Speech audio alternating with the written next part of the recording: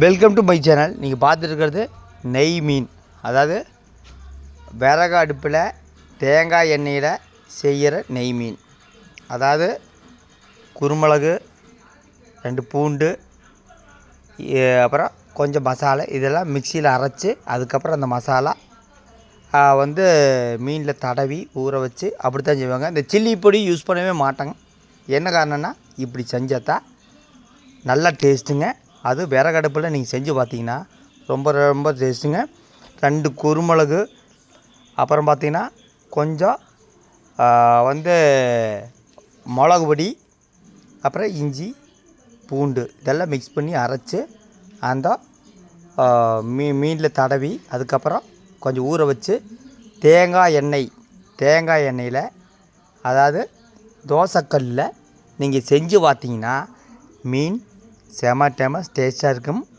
இது ஒரு சின்ன குக்கிங் வீடியோ தான். இந்த மாதிரி நீங்கள் விறகடுப்பில் செஞ்சால் டேஸ்ட்டே தனி. கேஸ் அடுப்புலுமே விறகு அடுப்புலையும் செய்கிறதுக்கு நிறைய டிஃப்ரெண்ட் இருக்குதுங்க. அதுவும் தேங்காய் எண்ணெயில் இந்த நெய் மீன் நீங்கள் செஞ்சீங்கன்னா செம டேஸ்ட்டாக இருக்கும். மீன் தேங்காய் எண்ணெயில் நீங்கள் செஞ்சீங்கன்னா டேஸ்ட்டே டிஃப்ரெண்ட்டாக இருக்கும். எல்லோரும் மீன் என்னவாங்கன்னா வடை சட்டியில் போட்டு பொரிப்பாங்க.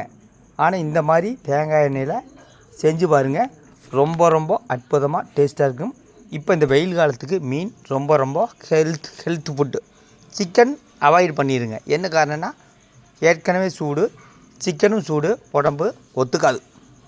மீனாக இருந்தீங்கன்னா நல்லா புரதச்சத்து ஹெல்த்தி ஃபுட்டு. அதில் மீன் அந்த எண்ணெய் இருக்குல்லங்க, அது உடம்புக்கு ரொம்ப ரொம்ப நல்லது. மீன் சாப்பிட்டிங்கன்னா ஹெல்த்தியாக இருக்கலாம். இந்த மட்டன் சிக்கனெல்லாம் நிறைய ப்ராப்ளம் இருக்குது. ஆனால் மீனில் எந்த விதமான ப்ராப்ளம் இல்லைங்க. மீன் நல்ல ஹெல்த்தியான ஃபுட்டு, நல்ல ப்ரோட்டீன். அதனால் நீங்கள் இந்த வெயில் காலத்தில் மீன் சாப்பிட்டிங்கன்னா மீன் ரொம்ப ரொம்ப நல்லது.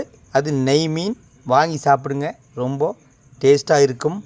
ஓகே, அடுத்த வீடியோவில் சந்திக்கிறேன். நன்றி, வணக்கம்.